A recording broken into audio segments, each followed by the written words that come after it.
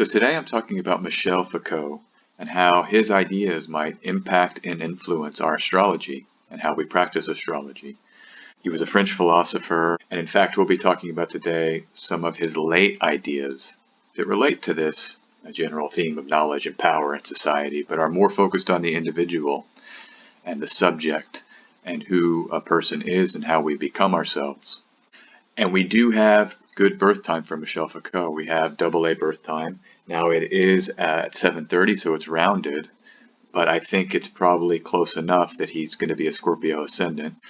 We can see that his sun is the sextile of the chart, and it's near the fixed star Spica. Spica is a fixed star known for eminence, known for this kind of creative power, wisdom, knowledge, and so it's a real eminent star in a lot of traditions. And with his sextile sun near there, I think that gives him, this added juice. This guy is a heavy hitter, okay, casting a very long and wide shadow over the modern world, and in particular the modern and contemporary academy. Mercury, the planet of philosophy, intellect, is on his ascendant within 4 degrees and is exchanging terms with Venus. So that Venus is in Mercury's Egyptian term, and Venus is strong in Libra. Mercury on the ascendant is in Venus's Egyptian term, and so this Mercury-Venus combination is doubled up. And I think that's what can maybe help us understand his prolific output. The man wrote many books, many books that were influential, each in their own way. And the last thing, he has fixed angles, and the whole sign angular houses are where 5 of the 7 traditional planets reside, including his midheaven. And so, and his part of fortune. That is part of what gives him this longevity in terms of our intellectual tradition, and how much he's influenced the ideas that we are currently grappling with. Okay. In this talk, I'm first going to speak about some of his ideas, and then I'm going to apply them to astrology. So most of the ideas I'm going to talk about come from this book, or really this period, the late Foucault, the so-called late Foucault. He died in 1984, and around the time of the Jupiter-Saturn triple pass conjunction in Libra in 81-82, Foucault presented the idea set that I want to go into. France hired him to give public lectures. Isn't that an idea? I guess today we have YouTube for that. I think these ideas are relevant for the new air sign conjunction, Jupiter-Saturn conjunction cycle that we're now entering into. And I think Foucault will be one of the thinkers whose ideas extend into this next, several 200-year period or so. All right. The first book I'm going to be using as a basis to talk about these ideas is called Foucault's Ascesis by Edward F. Magushin, Northwestern University Press, 2007. The Cartesian moment happens. Rene Descartes says, "I think, therefore I am." And after that point, truth becomes something that's independent from and separate from experience. It becomes something that can be known and witnessed using the reasoning and mind. And so it's sort of removed from the selfhood, and that's distinct from what happened before, which we're going to get into later. But here, this text says that the truth before was an ethopoetic task by which one transforms one's being. And ascesis actually is, you can think of ascetic practices. So if you want to know truth, you go sit in a cave and you learn truth, right? That's how we could access truth before the Cartesian moment. After, it becomes this kind of externalized phenomenon. And so there's this separation from the self. So just to note here, Rene Descartes lived in the 17th century, born in 1596, died in 1650. So this is the moment in time that we're talking about this great shift. And after this period, you get modern science, like the move into modern science, the technological explosion, the age of, industry, the great skyscrapers and the technology that was built, etc. The next book I'm going to quote from is called Michel Foucault, A Research Companion, by a series of writers. I'm not going to try to pronounce their names. This was published by Springer in 2016. It's actually the same publisher as those lectures I was referring to earlier. And more on the Cartesian moment. The thing about this is like the invisible background, according to this book, of modern scientific thought. Truth is a systematic knowledge. It's something that can be put in a filing cabinet cabinet and a data set that can be punched up and seen. Oh, what is the truth? Give me a second. You type it into Google. Oh, there's the truth, right? It's external from the self. And so before the Cartesian moment, what was truth? Well, it was something accessed through life exercise. It's something that you could choose to receive by undertaking practices. It was not simply external to who you were. It was actually intimately tied to yourself. And the only way to know it was to train the self or form the self, transform the self through experience and action to then get access to that truth. And you can think about any number of religious ritual or pilgrimage.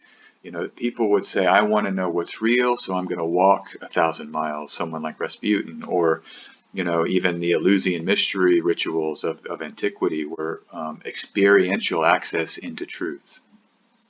The next book, Foucault on Freedom by Johanna Oksala, Cambridge University Press, 2005.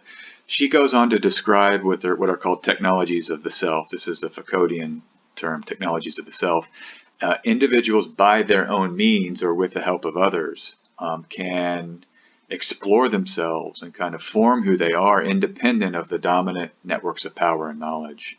And so this is a very empowering idea that you can find truth through your own action, right? And there's a sense of what she calls critical self-reflection.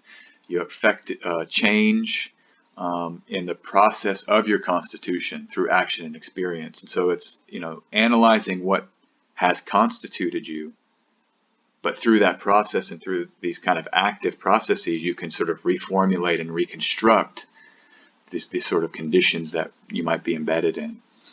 And so the first question is our astrology inherited as a systematic knowledge base that we can then access through sort of scientific style application? I would say it isn't.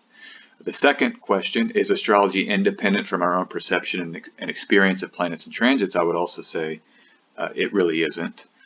And I think that it's, from my understanding and experience with working as an astrologer, that we sort of transform our understanding of the self by seeing the chart, but then working with the symbols in the chart to reformulate what those symbols might mean for our personal context. The fundamental theory of astrology is that, you know, beings are constituted by planetary energy, and those energies are what is shown in the horoscope. But that's just it, right? It's your horoscope. You own it. You get to define it. You get to choose what it means for you to reconstitute it. It's you, and the saying, you know you best. And so who better to tell someone what Venus and Aries means in the 5th house than the person who has that placement, right? They have a whole life experience dealing with their creativity and entertainment as it relates to maybe the need for relational action and sort of the really over-passionate relational needs in that context. And that's going to manifest through their life experience. They know best, you know. The idea is, if you want to know what an arm is like, you don't read in a book. You feel your own. You touch it. You rub it. You know, you examine it. And I think we can ask ourselves, what does a planet and placement feel like in experience? And I've underscored that. Versus what a planet is, what it should be, what it's said to be, what it is said to have been by previous astrologers. And this is where I think we also can use the Foucauldian idea set to say, well, yeah, I've got a text from Vettius Valens or from Ptolemy, or I've got something I heard on YouTube or on Twitter, but that doesn't mean it's true.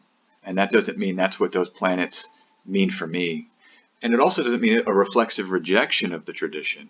But this idea set cracks open space for interplay between the tradition having some influence and some validity, but also it having no validity for a particular context. And that's the key thing here, is that there's a spaciousness and a spatiality for kind of new invention. And what I call here freedom. I think that this is the ultimate jewel or key from Foucault, is that there is freedom for the individual, alone or with community, to employ these techniques of the self, what I would say are astrologies, plural, and you can deploy astrologies to suit your own needs and your own subjectivities. And I think this sort of multiplicity of astrological truth is where that freedom comes in, because it's an invitation to conform, construct, build an astrology that can work for you, and you can work for your community. Astrologers, again, from the text above, by their own means or with the help of others. And here I'm thinking of clients. And so when we do client work, I really like this verb phrase, work with. So it's a shared exchange with clients to explore the symbolism, how that symbolism has manifested in their life, maybe independent of, like the Foucauldian idea of dominant networks of power and knowledge. So what does it mean for you? And you have this freedom to share that honestly and openly. And then the final thing I want to speak on is astrological magic and its cosmology and philosophy as being a really sharp and keen manifestation of this Foucauldian model of a technology of the self, because this worldview states that the cosmos is living and interactive, and that it's largely accessible through a set of practices or rituals or communications with the planetary energy. Chris Warnock, he's got a book, Secrets of Planetary Magic, published in 2012. You can find his website, renaissanceastrology.com. In this text, he talks about magic and astrology being dependent on the spiritual connection of all things. So these unseen connectivities that we can experience. He says that when we create talisman or when we work with planetary energy, it's an interaction with these spiritual beings. So it's not something that you read about or someone tells you about. You have to interact. That means you have to take action to take on an energy from a planet. And you can view planets as individual people in his worldview. So the Picatrix, this is chapter 8, book 3. It's called The Way of Prayer with which the Nabateans used to pray to the Sun and Saturn, and how they would speak to them and their spirits and draw forth their influences. And so again, the astrological magic tradition has this notion of speaking with and drawing forth energies that is really, you can juxtapose that with this idea of kind of a systemized knowledge that you can punch up on the computer. You can't do it. If you want to know Saturn, you have to speak to Saturn. Without that, but for that spoken exchange with Saturn, it's difficult to fully have a sense of what the Saturnian energy can be. Cartomancy pull. Today I pulled the Page of Hearts, and it's apropos. I mean, this is associated with Pisces in this system, and I think that the mutable energy really comes through with the jacks or the pages. We can think about this as youth, about this transitory phase from when we're taken care of by the family unit or the womb, and we have to transition and come into our own. And we've got the hearts here, so it's like, who do I love? How do I love? Oh, my heart's broken. Oh, now in order to get through this period of transition and under self-understanding, I've got to reconstruct my history and try to come to terms with what I've inherited, right? The ideas, the relational techniques I've inherited, and then potentially get to choose and reformulate how I love and who I am in the world with respect to, it doesn't have to just be love relationships, but any sort of emotional context. Where do I give my emotional energy? How do I protect that energy? And truth is a nice keyword for Jupiter here, and I think this whole talk has been about truth and the self. And this Pisces energy really can be a way to acknowledge, hey, I'm on a search for the truth about myself, and there are these kind of transits, these kind of changing thresholds that I have to work through in order to fully kind of become who I'm meant to be. All right, as always, you can book a donation-based astrology reading with me, sjanderson144.com. I look forward to reading for you, and you can follow me on Twitter and Instagram at sjanderson144.